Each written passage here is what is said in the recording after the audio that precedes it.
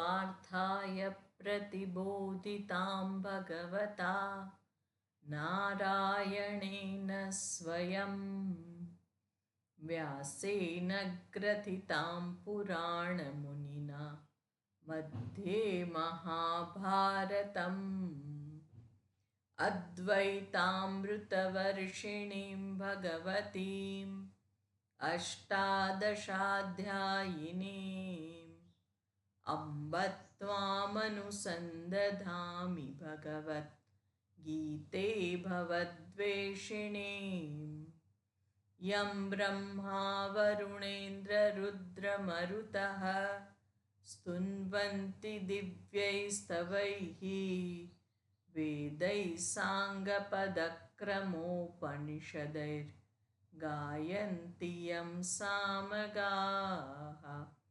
ध्यानावस्थिततद्गतेन मनसा पश्यन्ति यं योगिनः यस्यान्तन्न विदुःसुरासुरगणाः देवाय तस्मै नमः यस्यान्तन्न विदुःसुरासुरगणाः देवाय तस्मै नमः।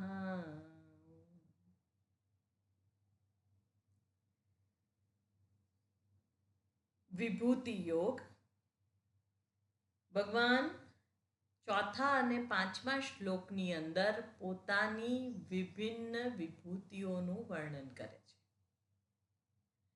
એટલે બંને પ્રકારની જે આસુરી વૃત્તિ કહી શકાય અને એના પરિણામે જે કંઈ પ્રાપ્ત થાય છે ફળ, અને દૈવી વૃત્તિઓ કે જેના પરિણામે ફળ, સુખ, યશ વગેરે જે પ્રાપ્ત થાય છે, બંને ભગવાન એવું કહી રહ્યા છે કે એ હું છું.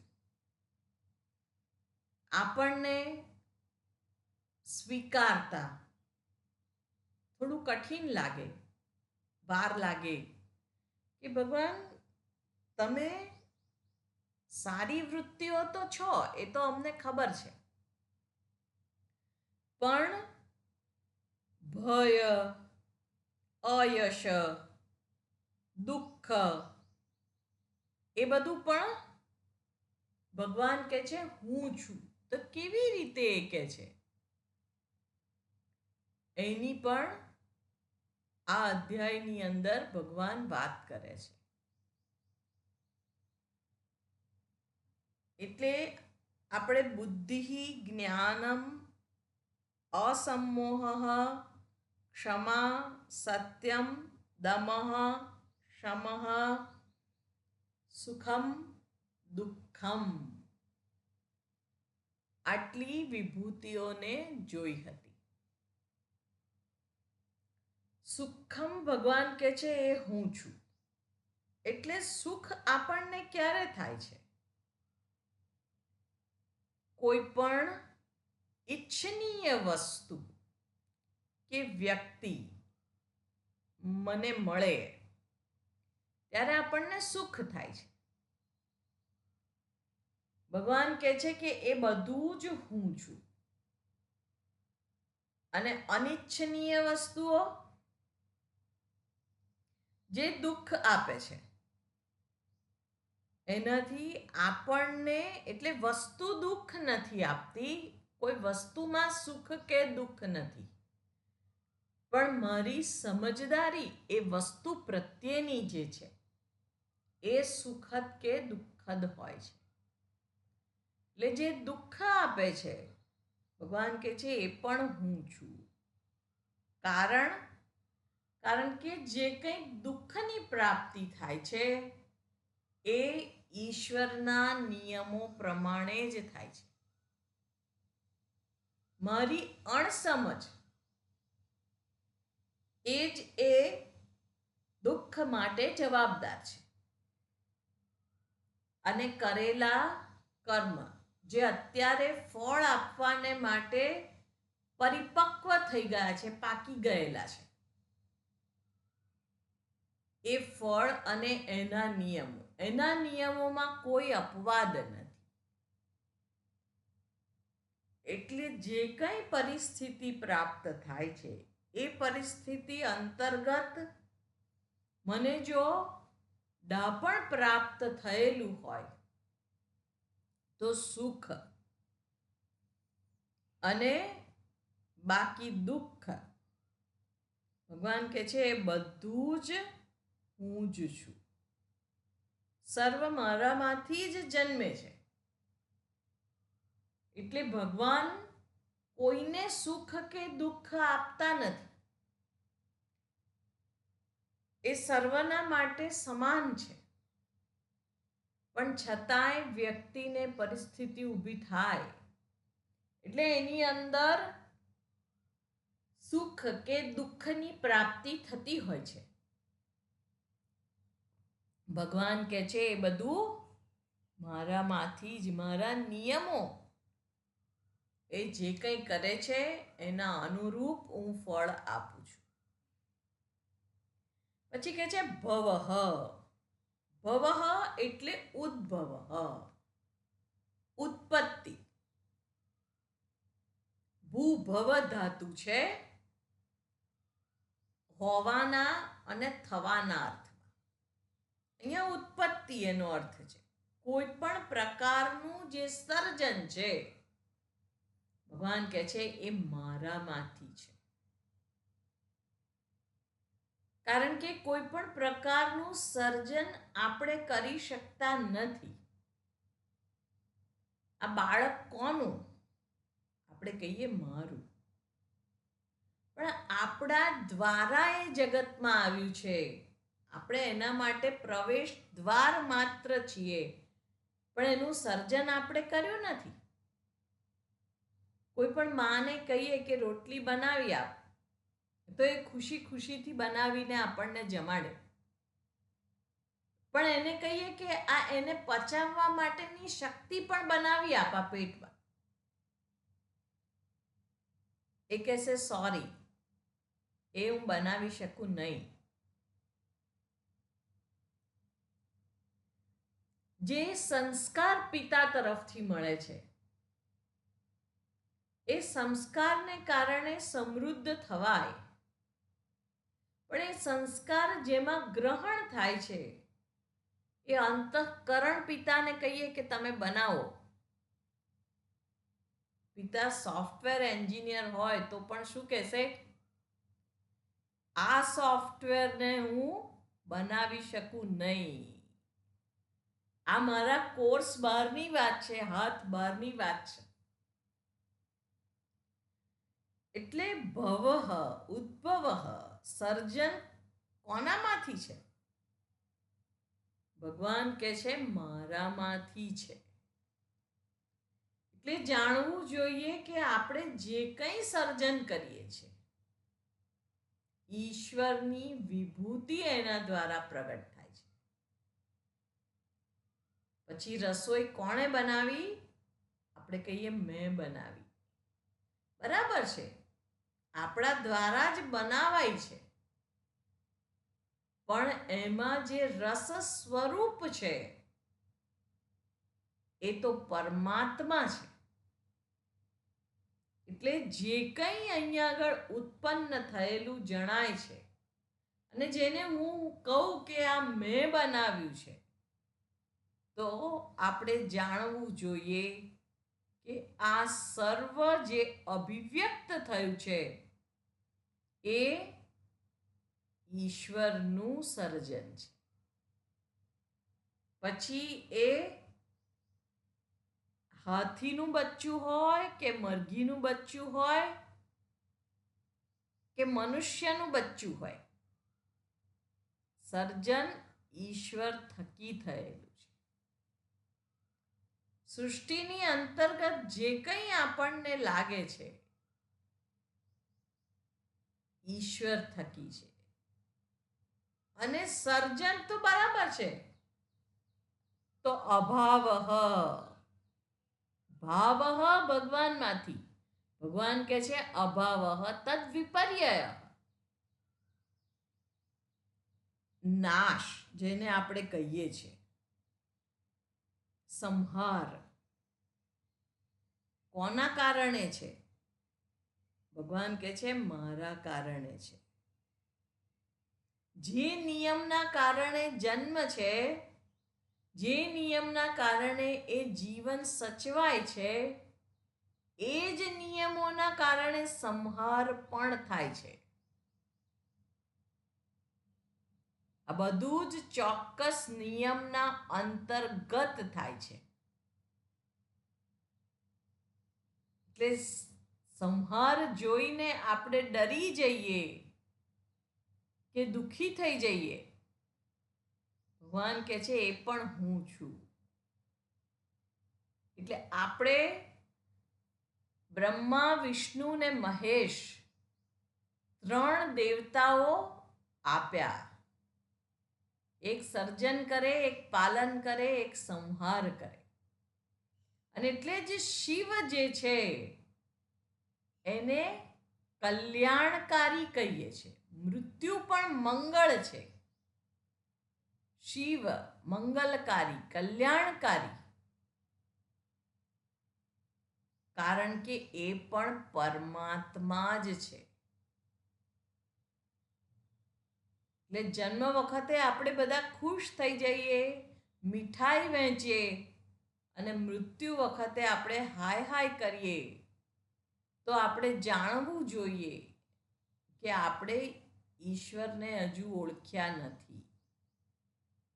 બરાબર છે, આપણું સ્વજન હોય કે આપણી કિંમતી વસ્તુ હોય, એ તૂટી જાય, લૂંટાઈ જાય કે સ્વજનનો નાશ થઈ જાય તો દુઃખની લાગણી જન્મે છે. પણ દુઃખ થાય એનો અર્થ એ નથી કે આપણે એને સ્વીકારવાને સક્ષમ નથી. આપણે એને સ્વીકારવાને સક્ષમ છીએ. એટલે જેટલી સહજતાથી જન્મ એ ઉત્સવ છે, જીવન એ ઉત્સવ છે. મારા ગુરુજી કહે કે જેનું જીવન એ ઉત્સવ હોય એનું મૃત્યુ મહોત્સવ હોય. કારણ કે પરમેશ્વરને મળવાની ઘટના છે. એટલે ભાવઃ ભગવાન છે, અભાવઃ પણ ભગવાન છે. એટલે અહીંયા આગળ અભાવઃ એ શબ્દ જે બન્યો છે એ આપણે સત્ય, એનું વિરોધાર્થી થાય અસત્ય. એવી જ રીતે અહીંયા આગળ ભાવઃ અભાવઃ એ જે અપ્રત્યય આગળ લાગ્યો છે એને નંજ પ્રત્યય કહેવામાં આવે છે. અને એ 4 અર્થમાં વાપરવામાં આવે છે. એટલે અભાવાર્થે નંજ, અલ્પાર્થે નંજ, અન્યાર્થે નંજ અને વિપર્યાર્થે નંજ. અભાવાર્થે નંજ પ્રત્યય એટલે જેનો ગેરહાજરી છે, જેનો સંપૂર્ણ અભાવ છે. એટલે આપણે કહીએ કે અત્યારે દુષ્કાળ પડ્યો છે, અકાળ પડ્યો છે, એટલે કે વરસાદની સંપૂર્ણ ગેરહાજરી છે. એ અભાવાર્થે અભાવ છે એનો. અભાવાર્થે પણ નંજ પ્રત્યય. અલ્પાર્થે કોઈ પણને આપણે એવું કહીએ, કોઈ પૈસા માંગે, આપણે કહીએ કે મારી પાસે પૈસા નથી. તો પૈસા નથી એટલે સાવ પૈસા નથી એવું નથી. અપૂરતા પૈસા છે. અલ્પાર્થે અલ્પ માત્રામાં છે. એટલે તમે માંગો છો એ હું તમને નહીં આપી શકું, કારણ કે મારી પાસે અલ્પ પ્રમાણમાં છે. અલ્પાર્થે. અન્યાર્થે એટલે આપણે કહીએ કે આ અબ્રાહ્મણ છે. એટલે એક ક્ષત્રિય હોઈ શકે, વૈશ્ય હોઈ શકે, શૂદ્ર હોઈ શકે. અન્યાર્થે અન્ય કોઈ છે પણ બ્રાહ્મણ નથી. અને વિપર્યાર્થે, વિરોધાર્થે પણ કહેવાય. જેવી રીતે પ્રકાશ એનો વિરોધી છે અંધકાર. અહીં આગળ વિપર્યાર્થે છે, એના ભાવ એનું વિરુદ્ધાર્થી છે અભાવ. એટલે જન્મ, આ સર્જન એ હું છું, સર્જન હું કરું છું, અને સંહાર પણ હું જ કરું છું. એટલે આ સંહાર અને સર્જન એ બંને ચોક્કસ નિયમોના આધારે થાય છે. એટલે એ ઈશ્વર કોણ છે? એ જ જગતનો કર્તા છે, એ જ જગતનો લય કરતા પણ છે. અને એને લઈને જ આપણને ભય પણ લાગે છે. ભયમ અહમ અપી એવ, ભગવાન કહે છે ભય પણ હું જ છું. આપણે કોઈ વાર વિશાળતા જોઈએ એકદમ, તો આપણને ભય લાગી શકે. સમુદ્રની સામે ઊભા હોઈએ અને જમીન દેખાય નહીં, વિશાળતા છે. પછી બીજો ભય આપણને લાગે છે મૃત્યુનો, મોટામાં મોટો ભય. કોઈ લૂંટી જશે, કોઈ મારી જશે, પણ આપણે કહીએ કે તો શું, છેવટે શું આવે? તો મરી જાઉં તો? મૃત્યુનો ભય છે. પ્રત્યેક વ્યક્તિને, જેનો જન્મ છે એને મૃત્યુનો ભય છે જ. એટલે મૃત્યુનો ભય, બધા ભયની અંદર મૃત્યુનો ભય. કોઈક વંદો નીકળે અને કોઈ બહેન કૂદાકૂદ કરતી હોય, આપણે કહીએ કે એમાં શું, વંદો તો આટલો નાનો છે ને, એ તો જતો રહેશે, તું કેમ આટલી બધી ભયભીત થાય છે? એ કે ના ના, મને બહુ ડર લાગે છે. કેમ? કારણ કે કંઈક એ કરી દેશે, અને કરી દેશે પછી હું મરી જઈશ. છેવટે તો આ જ ભય છે. એટલે મૃત્યુનો ભય છે. અને ભગવાન કહે છે એ ભય કોણ છે? હું જ છું. એટલે જ્યારે આપણે ભયનું કારણ જાણીએ, ત્યારે ભયને આપણે અટકાવી શકીએ, ટાળી શકીએ. અને ઉપનિષદ પણ કહે છે કે આ ભયના કારણે જ આ સૃષ્ટિ ચાલી રહી છે. તૈત્તરીય ઉપનિષદમાં વાત આવે છે, ભીષાસ્માદ વાતઃ પવતે, ભીષા ઉદેતિ સૂર્ય, ભીષાસ્માદ અગ્નિશ્ચેન્દ્રશ્ચ, મૃત્યુસ્તાવતિ પંચમઃ. ભીષાસ્માદ વાતઃ પવતે, ભયના કારણે જ વાયુ વહે છે. અસ્માત ઈશ્વરાત, આ ઈશ્વરના ભયના કારણે. અસ્માત કારણાત. ભીષ્ય ઉદેતિ સૂર્ય, ભયના કારણે જ સૂર્ય ઉદય પામે છે. ભયના કારણે જ આ અગ્નિ, ઇન્દ્ર વગેરે પોતપોતાના કાર્ય કરે છે. મૃત્યુ પણ તેમના ભયના કારણે જ દોડે છે. એટલે આ સૃષ્ટિ પણ, ત્યાં આગળ વાત કરવામાં આવે છે કે ભયના કારણે જ આ સૃષ્ટિ પણ ચાલે છે. એટલે ભય, આપણે પણ બાળકને કંઈ કામ ના કરતો હોય તો થોડોક તો ભય બતાવીએ ને, અથવા તો વાસ્તવિક ભય બતાવીએ. કંઈ દોડ દોડ કરતો હોય અને પછી આપણે શું કહીએ કે પડી જઈશ, હા તો વાગશે તો હોસ્પિટલમાં જવું પડશે. એ શું છે? થોડો ઘણો ભય બતાવીએ છીએ આપણે એને, કે ડૉક્ટર પછી ઇન્જેક્શન મારશે કે જે કંઈ આપણે કહીએ. તો એ ભયના કારણે જ જાણે કે એ નિયમનમાં રહે છે. અહીંયા પણ એવું જ છે કે ભયના કારણે આ સૃષ્ટિમાં બધા પદાર્થો પોતપોતાની મર્યાદામાં રહી અને કાર્ય કરે છે. વાયુ સતત વહેતો રહે છે, અગ્નિ સતત ઉષ્ણ રહે છે, સૂર્ય એક સેકન્ડ થંભી નથી જતો. એટલે સૂર્ય ઉદય પામે છે એવું આપણે કહીએ છીએ, પણ અહીંયા આગળ વાત કરવામાં આવે છે, આ ઉદાહરણ છે, ઉદાહરણની મર્યાદા હોય છે. એટલે સૂર્ય પણ ઉદય પામે છે. કોના ભયના કારણે? એ ઈશ્વરના ભયના કારણે.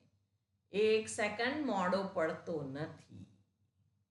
ભીષો ઉદયતિ સૂર્ય ભીષાસ્માદ અગ્નિશ્ચેન્દ્રશ્ચ મૃત્યુ ધાવતી પંચમ.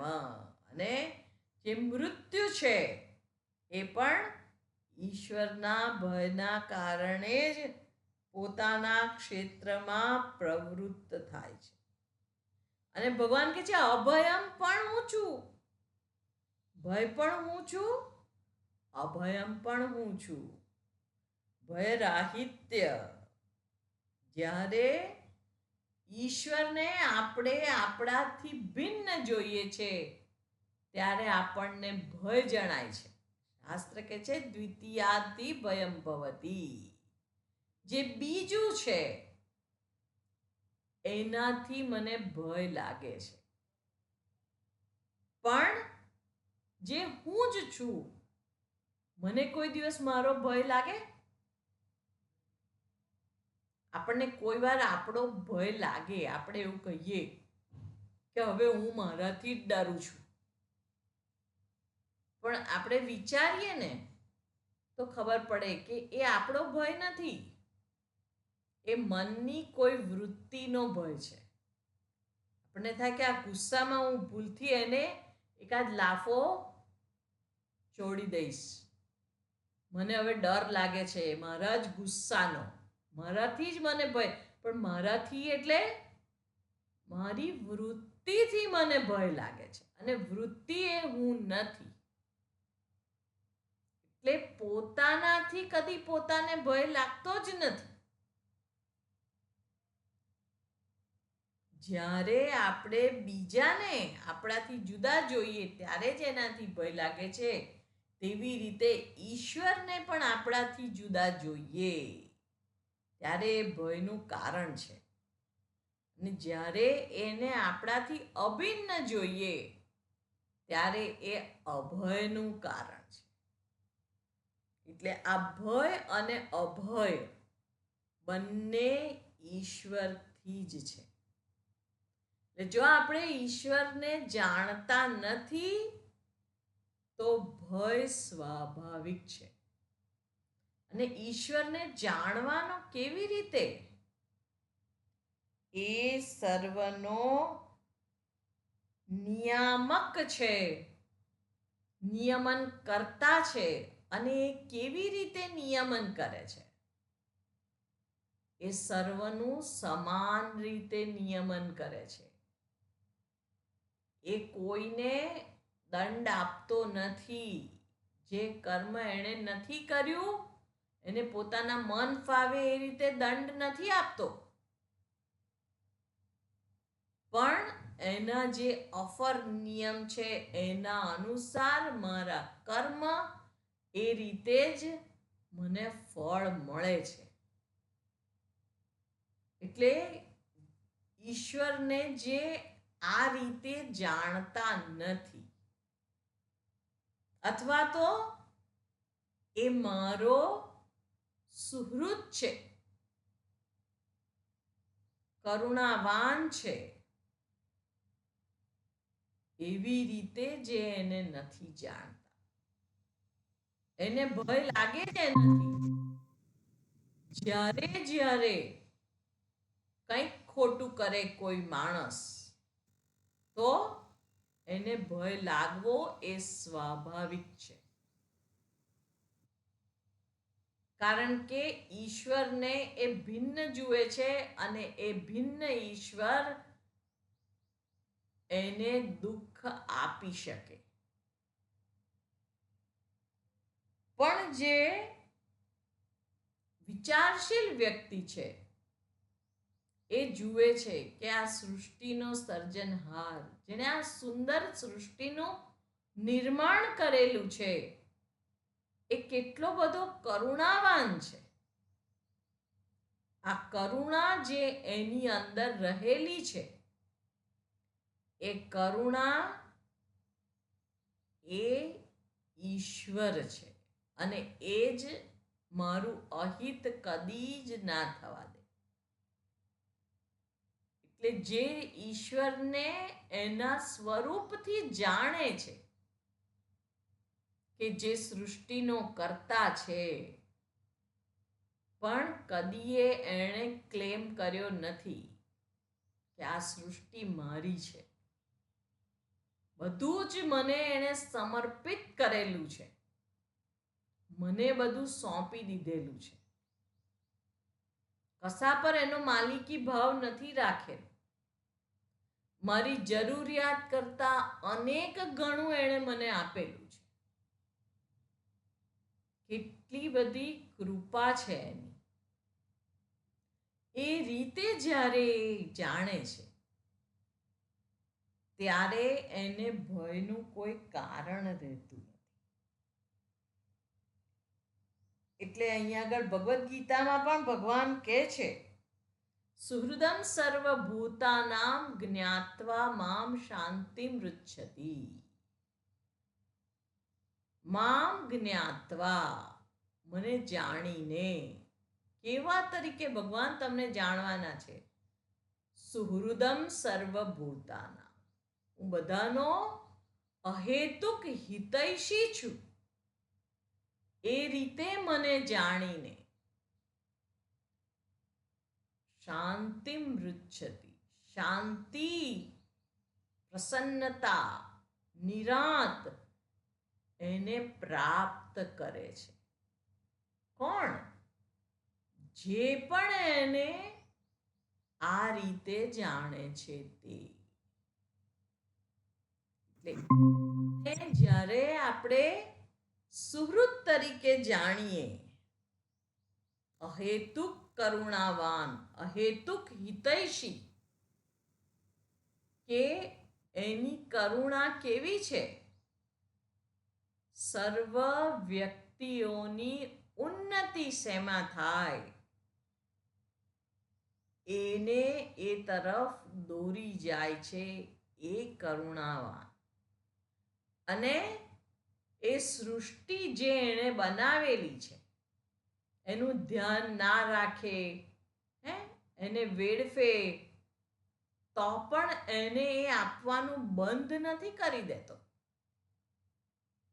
બધાને સમાન રૂપથી જ ચોખ્ખી હવા, ચોખ્ખું પાણી, ચોખ્ખો ખોરાક બધું જ એ આપે છે. અને એ સૃષ્ટિનો સર્જનહાર જે મારો અહેતુક હિત કરતા છે, અહેતુક મિત્ર છે, એ રૂપે એને જાણીએ તો પછી ભય શેનો? એકમાત્ર દુનિયાની અંદર કે જગતની અંદર જો કોઈ આપણો હિતૈષી હોય તો એ પરમેશ્વર જ છે. કોઈ વ્યક્તિના મનમાં કદાચ લોભ જાગે, ઈર્ષા જાગે, ક્રોધ જાગે, ગમે તે ભાવના જાગે અને એ આપણું અહિત કરવાને પ્રેરાય, પણ ભગવાનને આપણે કહીએ કે ભગવાન મારું અહિત કરો, ભગવાન કહે છે કે એમાં હું સક્ષમ નથી, એ હું ના કરી શકું. એટલે અહેતુક મિત્ર, અહેતુક કરુણાવાન, અહેતુક મારો હિતૈષી, એ રીતે જ્યારે એને જાણ્યો હોય ત્યારે ભયને કોઈ સ્થાન રહેતું નથી. આપણો ભગવાન એવો નથી કે તું જો આ કર અને પછી બરાબર ના કરે, મારું ભજન ના કરે તો પછી તું ઉપર, હું જોઈ લઉં છું તને. એવો આપણો ભગવાન નથી. એ કઈ ડોન છે? તો પછી એનાથી ડરવાનું ના હોય. જ્યારે આપણે સત્યના પક્ષે હોઈએ ત્યારે ડરને કોઈ સ્થાન રહેતું નથી. સત્ય જ આપણને નિર્ભય બનાવે છે. એટલે અહીં આગળ આ ઈશ્વર કોણ છે? સત્ય છે. અહેતુક કરુણા સિંધુ છે. અને વિશેષ વાત છે કે એ મારાથી અભિન્ન છે. સચ્ચિત આનંદ સ્વરૂપે એ મારા દ્વારા પ્રગટ થઈ રહ્યો છે. આ શરીરની અંદર જેને હું કહું છું એ ચૈતન્ય રૂપે કોણ છે? એ ઈશ્વર છે. અભિન્ન રૂપે જાણ્યો હોય તો મને મારી કદી એ બીક નથી લાગતી. રાત્રે અંધારામાં આપણે જતા હોઈએ તો આપણને કૂતરાની બીક લાગે કે કોઈ પાછળ પડશે, કે કોઈ બીજી વ્યક્તિની બીક લાગે, કે ભૂતની બીક લાગે, પણ પોતાની બીક લાગે? તો ઈશ્વર તો મારો પોતાનો છે. જે હું કહું છું એ હું એ છે. તો એનાથી ડરવાનું કોઈ કારણ નથી. એટલે અભયમ, ભગવાન કહે છે અભય કોણ છે? હું જ છું. અહિંસા અપીડા પ્રાણીનામ, બીજા પ્રાણીઓને હેતુપૂર્વક પીડા ના પહોંચાડવી. શોભનાબેન, તમારો અવાજ બંધ કરજો. હા. અહિંસા, બીજા પ્રાણીઓને હેતુપૂર્વક પીડા ના પહોંચાડવી. કેવી રીતે આપણને ખબર પડે છે કે અહિંસા પણ ઈશ્વરમાંથી જ પ્રગટ થયેલી છે? તો કે છે કે એ શાસ્ત્ર એના માટે ભણવાની જરૂર નથી. એ આપણી અંદર જ છે. આપણી સામાન્ય સમજ દ્વારા જ એ પ્રગટ થાય છે. કોઈ મને પીડા કે ઈજા પહોંચાડે એવું મને ગમે? ના ગમે. તો આપણને ખબર પડે છે કે આપણે પણ કોઈને પીડા પહોંચાડીએ, ઈજા પહોંચાડીએ, એની હિંસા કરીએ તો એને પણ ના જ ગમે.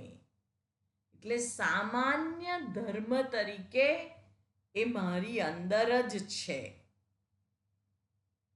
એટલે અહિંસા.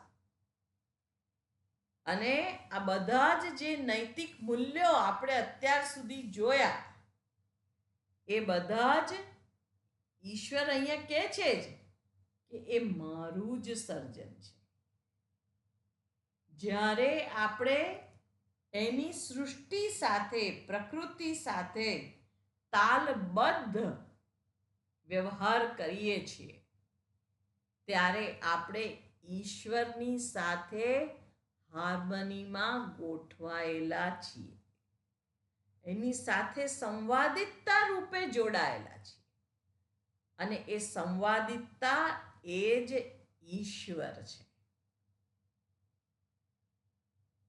એક કોન્સર્ટ ચાલી રહી છે અને એમાં બધા એક જ રાગમાં, પછી એ તબલા હોય, હાર્મોનિયમ હોય, વાયોલિન હોય, કે પખવાજ હોય, કે ઝંઝ હોય, જે પણ હોય, પિયાનો હોય, એ બધું જ એક જ રાગમાં વાગી રહ્યું છે, તો પછી એમાંથી નીકળતું સંગીત સુમધુર હોય છે. પણ જ્યારે તબલાવાળો એનો જુદો સૂર કાઢે ત્યારે આપણને ઘોંઘાટ લાગે છે.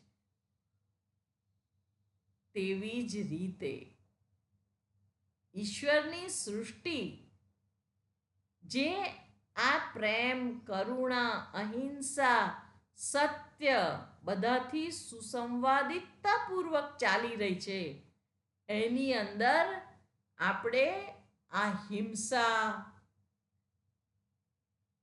પછી ભય કોઈને આપણે ઉત્પન્ન કરાવડાવીએ, અધર્મનું આચરણ કરીએ, બિનસલામત કોઈને બનાવીએ, એ બધું શું છે? વિસંવાદિતતા આપણે ઊભી કરીએ છીએ. એટલે જ્યારે ઈશ્વર સાથે આપણે તાલબદ્ધ હોઈએ ત્યારે આ સુંદર સૃષ્ટિની સુવ્યવસ્થિત સંચાલન જે થઈ રહ્યું છે એમાં મારો સુંદર ફાળો હોય, હું શું આપી શકું. અને જીવન જ્યારે એના માટે જીવાતું હોય ત્યારે કોઈને લૂંટવાની ભાવના મનમાં ઉત્પન્ન જ નથી થતી. અને જે પોતે આ રીતે જીવન જીવતો હોય, સર્વના માટે જેનું જીવન હોય, તો એ વ્યક્તિ બધાને માટે જોઈતી હોય છે, બધાને વાંછનીય હોય છે, એની હાજરી બધાને ગમે છે. અને એ ઈશ્વર છે, કારણ કે એના સર્જન સાથે સંવાદિતતા જાળવી તાલબદ્ધ રીતે એ પોતાનું જીવન જીવે છે. તો એને ઘર્ષણમાં નથી મુકાવવું પડતું. જ્યારે આપણે આપણી જાતને કોઈ વસ્તુ સાથે ઘસીએ તો એની સપાટી ખરબચડી હોય તો આપણો બરડો છોલાઈ જ જવાનો છે. પણ આપણે સંવાદિતતાથી જ્યારે ઊભા રહ્યા હોઈએ, એ વ્યક્તિના ગમે તેવા વ્યવહારને સમજીને આપણે સમાવી લઈએ ત્યારે એક પગથિયું ઉપર ચડી જવાય છે ઘર્ષણ વગર. એટલે જે અહીંયા આગળ દર્શાવે છે કે સર્વ કંઈ મારામાંથી છે, અને એ જ્યારે સર્વનું અનુસરણ કરીએ છીએ ત્યારે ઈશ્વર સાથે આપણે એની કોન્સર્ટની અંદર મહત્વની ભૂમિકા ભજવીએ છીએ. અને આપણું જીવન પણ એના કારણે સમૃદ્ધ બને છે, સુખમય બને છે. ત્યાં આગળ મનની અંદર પણ કોઈ સંઘર્ષ કે ખેંચતાણ કે તણાવ ઊભો થતો નથી. એટલે અહીંયા આગળ ભગવાન કહે છે કે આ અહિંસા એ હું છું. આગળ કહે છે સમતા, મનની સામ્યતા. જે કંઈ આપણે ઈચ્છનીય મેળવીએ કે અનિચ્છનીય મેળવીએ, એટલે સુખદ પરિસ્થિતિ ઊભી થાય કે દુઃખદ પરિસ્થિતિ ઊભી થાય, બંનેની અંદર મોર ઓર લેસ સમાન ભાવ. એટલે જ્યારે જે કંઈ આપણને મળે જીવનમાં પ્રાપ્ત પરિસ્થિતિ, તો એ બહુ સારી હોય તો આપણે આનંદ સાથે સહર્ષ એનો સ્વીકાર કરીએ છીએ. આપણા એક્સપેક્ટેશન કરતાં થોડું ઓછું મળે, જરા ઢીલો ઢીલો સ્વીકાર કરીએ છીએ. અને વિપરીત મળે તો રડતા રડતા સ્વીકાર કરીએ છીએ, પણ એનો સ્વીકાર તો કરીએ જ છીએ,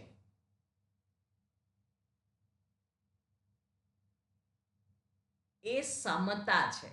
સમતા એટલે એવું નહીં કે જે રિઝલ્ટ મને એક્સપેક્ટેશન કરતાં વધારે મળ્યું એ જ મને વિરુદ્ધ મળે તો પણ જળવાઈ રહે એ મનની સ્વસ્થતા, તો એ સારું જ છે. પણ કદી દુઃખ સાથે પણ આપણે જ્યારે એનો સ્વીકાર કરી લઈએ છીએ, જેટલી સમજદારી આપણી આ સંદર્ભમાં વધારે, કારણ કે આગળ ઈશ્વરે પોતાના અભયમ સ્વરૂપને પહેલા દર્શાવ્યું, એટલે જે કંઈ મળે છે એ ઈશ્વર તરફથી મળે છે એવું જો મને સ્પષ્ટ થઈ જાય તો પછી એ ભયને કોઈ સ્થાન નથી અને ત્યાં સમતા સહજ છે. એટલે પેલી ડોલ આવતી હતી, આપણે ખબર છે આમ મારીએ ને હલે અને નીચે વજન હોય એટલે પડી ના જાય. હવે એ વજન જેટલું આપણે વધારે મૂક્યું હોય એટલું એનું હલવા ડોલવાનું ઓછું થઈ જાય. આમ આમ આમ આમ થોડુંક હાલે પછી બંધ થઈ જાય, સ્થિર થઈ જાય. અને એ જ મુક્કો આપણે દિવાલમાં મારીએ તો દિવાલને કશું ના થાય, કશું ના થાય એવું ના હોય. આઘાત અને પ્રત્યાઘાત બંને વિરુદ્ધ દિશામાં સમાન જ હોય છે. એટલે જેટલા ફોર્સથી આપણે મુક્કો માર્યો હોય એટલા જ ફોર્સથી દિવાલમાં વાગ્યો જ હોય,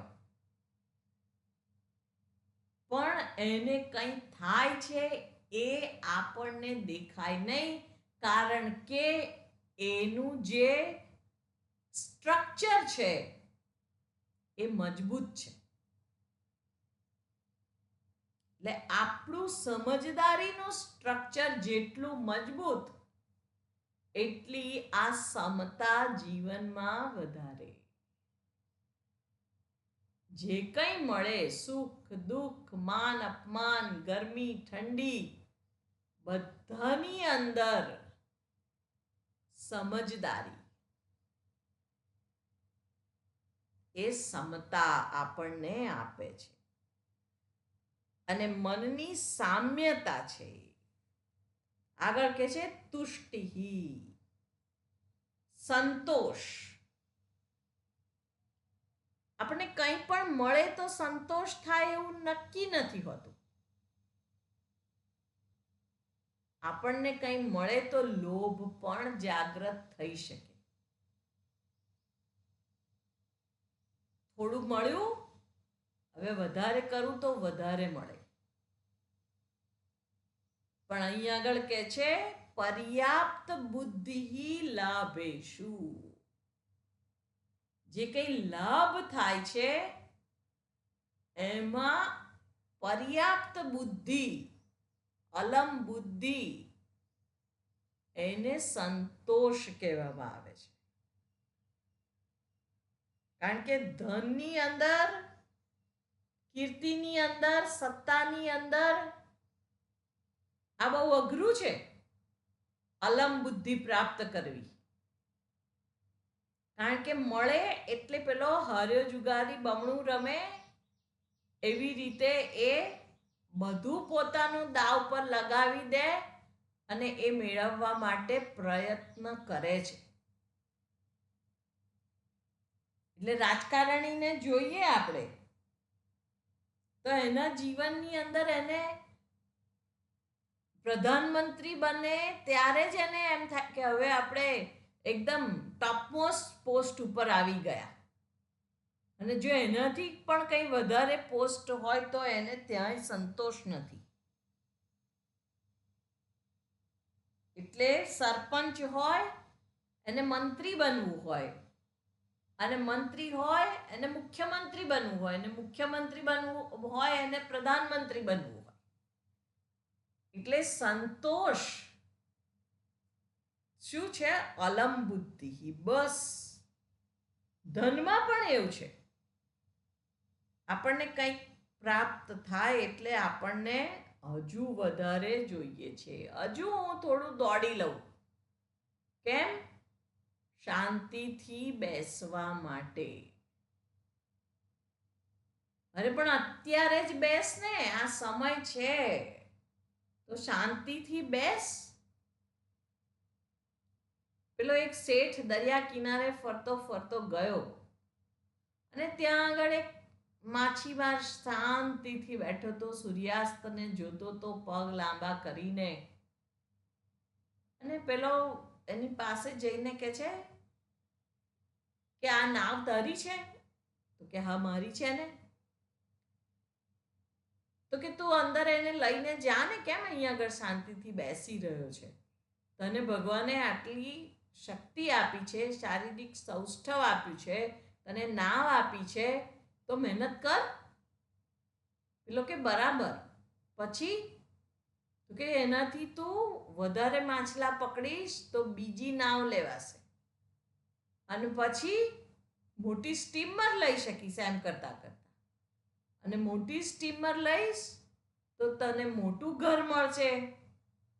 પછી પૈસા તને જોઈએ એટલા મળે. પછી તું શાંતિથી બેસી શકીશ. પેલો કે તો અત્યારે શું કરું છું? અત્યારે બેઠો જ છું ને. એ જે શાંતિ છે એ અલમ બુદ્ધિથી જ પ્રાપ્ત થાય છે. નહીં તો માણસને આપણે કહીએ છીએ કે લોભને થોભ નથી. હજુ વધારે, હજુ વધારે દોડ્યા જ કરે, દોડ્યા જ કરે. એને સંતોષ નથી થતો. એ સંતોષ છે, ભગવાન કે છે એ હું છું. અને સંતોષ એ મોટો લાભ છે. ભગવાન કે છે એ સંતોષ મારામાંથી જ જન્મે છે. એ ઈશ્વરની જે શક્તિ છે એ ઈશ્વરની જ પોતાની અભિવ્યક્તિ છે. એટલે અમુક લોકો હોય એને જરા સરખું તમે આપો બસ થઈ જાય, અને અમુક લોકો હોય તો એ પેલા ખાડા જેવા હોય, એમાં માટી નાખે જ રાખો, નાખે જ રાખો, એ પુરાય જ નહીં. આગળ કે છે તપઃ. તપઃ એટલે ધાર્મિક જે આપણે સાધનાઓ કરીએ છીએ એને તપ કહેવામાં આવે છે. એટલે સ્વેચ્છાએ સમજદારી પૂર્વક સ્વીકારેલું કષ્ટ એટલે તપ છે. સ્વેચ્છાએ સ્વીકારેલું છે, સમજદારી પૂર્વક સ્વીકારેલું છે, અને એ જે કષ્ટ છે એ તપ છે. એટલે અહીંયા આગળ આદિ શંકરાચાર્યજી વ્યાખ્યા કરે છે, ઇન્દ્રિય સંયમ પૂર્વકમ શરીર પીડનમ. ઇન્દ્રિયોના સંયમ પૂર્વક શરીરને પીડા પહોંચાડવી. આપણે કહ્યું ને, સ્વેચ્છાએ સમજદારી પૂર્વક સ્વીકારેલું કષ્ટ. પીડા છે, કષ્ટ છે, પણ સ્વેચ્છાએ સ્વીકારેલું છે. આ તમારી બહુ જ ભાવતી વસ્તુ બનાવી છે. પેલો કહે છે આજે મારે ઉપવાસ છે. ઓ, તો તમે નહીં ખાઓ? ના, નહીં ખાઓ. કષ્ટ છે, ઈચ્છા એને કદાચ થઈ જાય, પણ આજે મારે ઉપવાસ છે, સ્વેચ્છાએ સ્વીકારેલું છે. એ તપ છે. અને એ તપ જે છે એ કોઈ પણ ધાર્મિક જે સાધના છે એના માટે બહુ જ ઉપયોગી છે, જેને આપણે તપશ્ચર્યા પણ કહીએ છીએ. જ્યારે વ્યક્તિ એવું જુએ કે આ મારી મર્યાદા છે અને એ મારી મર્યાદાની જે વિવિધ પરિસ્થિતિઓમાં ઘસડાઈ જવાય છે, એ નબળાઈમાંથી ઉપર ઉઠવાને માટે એ સંકલ્પ કરે છે અને એ સંકલ્પ કરી અને એ તપશ્ચર્યાની મદદથી એ નબળાઈમાંથી એ ઉપર ઉઠી શકે છે. એટલે તપશ્ચર્યા ભગવાન કહે છે એ મારી વિભૂતિ છે. આપણને કોઈ પણ નબળાઈમાંથી બહાર નીકળવું હોય તો સભાનતાપૂર્વક એને આપણા માનસ પટલ ઉપર લાવી અને શાસ્ત્ર સંમત યુક્તિથી તર્ક વડે એનો ઉકેલ શોધી અને આપણને જે જ્ઞાનની પ્રાપ્તિ થાય છે એ પણ તપ છે. જે વિચારશીલ તપ, શાસ્ત્ર એને જ્ઞાનમય તપ કહે છે. પણ અહીં આગળ આ તપની પણ વાત છે, શારીરિક તપ, જે સંકલ્પ પૂર્વક કોઈ પણ મુશ્કેલીમાંથી આપણે પસાર થતા હોઈએ ત્યારે એ આંતરિક બળ વધારવા માટે કરવામાં આવે છે, એને તપ કહેવામાં આવે છે. આપણી સંસ્કૃતિમાં નાનપણથી જ આ તપ વણાયેલું છે. આપણે ગોયરો કરાવડાવીએ, પછી વ્રત કરાવડાવીએ, એ બધું શું છે? ખાલી ભૂખ્યા રહેવું કે મીઠા વગરનું ખાવું એટલો જ એનો ઉદ્દેશ નથી, પણ એનાથી એનું જે મનોબળ છે, એની સંકલ્પ શક્તિ છે, સંયમ શક્તિ છે, એ મજબૂત બને છે. એટલે કોઈ પણ પ્રકારની મુશ્કેલીમાંથી એનું મન એ મજબૂત હોય તો એ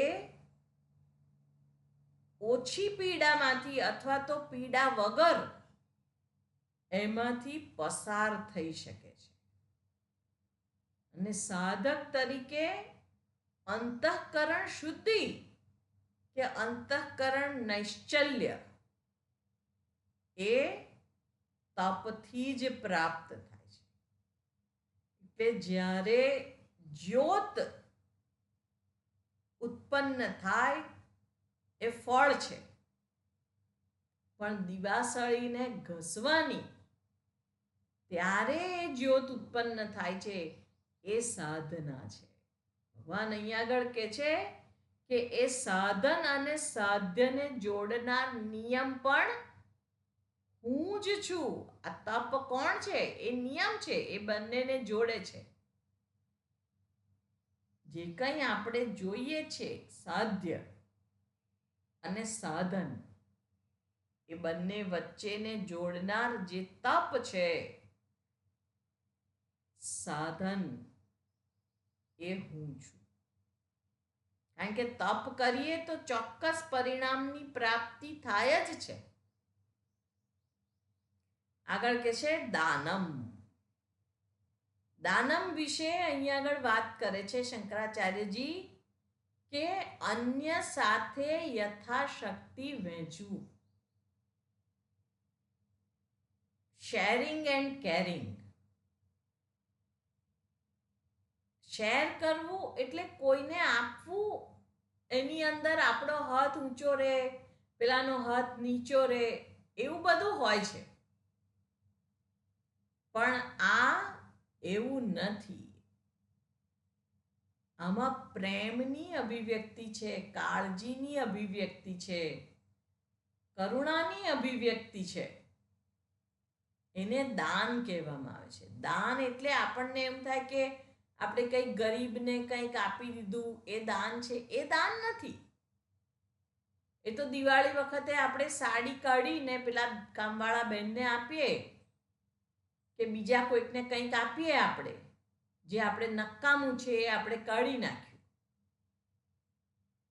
અને આપણે પછી એને કહીએ કે બહુ સરસ છે, હા આ તો બહુ કિંમતી છે, હું અહીંયા ગઈ હતી ત્યારે લાવી હતી. પેલા કામવાળા બહેન આપણને એવું કે તો તમે જ પહેરો ને, તો આપણી દશા કેવી થાય? એ દાન નથી. આપણે ના જોઈતું આપણે કોઈકને આપી દઈએ એ દાન નથી. પણ દાન એટલે યથાશક્તિ સમવિભાગ. વ્યક્તિએ યથાશક્તિ પોતાની મર્યાદાનું ઉલ્લંઘન નહીં કરવાનું, પોતાની શક્તિ મુજબ આપવાનું છે. કારણ કે આપણે મર્યાદાનું ઉલ્લંઘન કરીને આપીએ તો કોકે આપણને દાન કરવું પડે.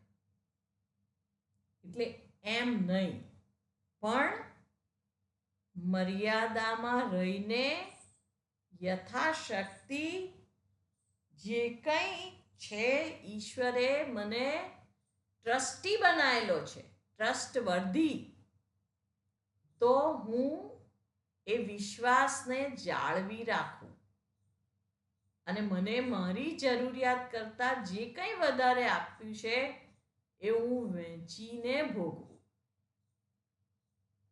એ દાન છે.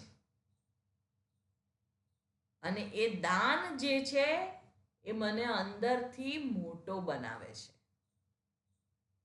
કારણ કે હું કંઈક આપું છું, લૂંટી નથી લેતો. શાસ્ત્ર કે છે હ્રિયાદેયમ ભિયાદેયમ સંવિદાદેયમ.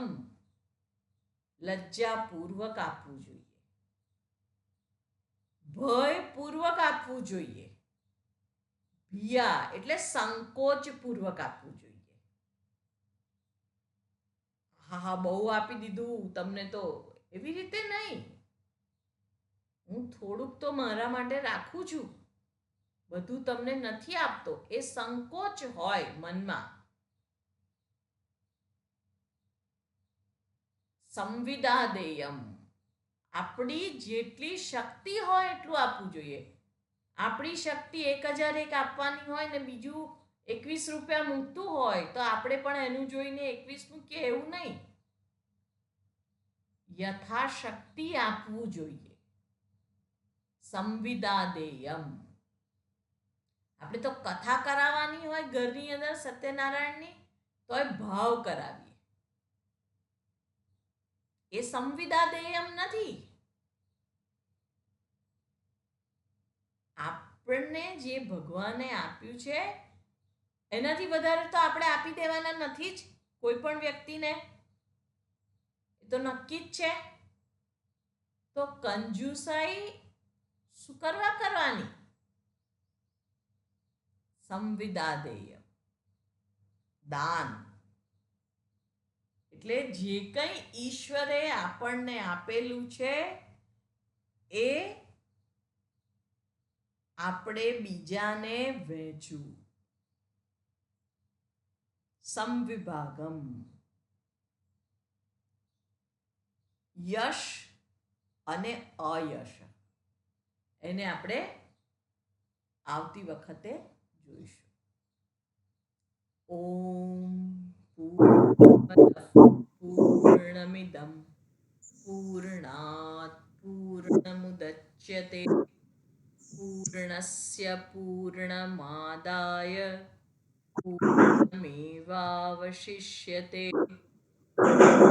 ઓમ શાંતિ શાંતિ શાંતિ. ઓમ શ્રી ગુરુભ્યો નમઃ. હરિ ઓમ.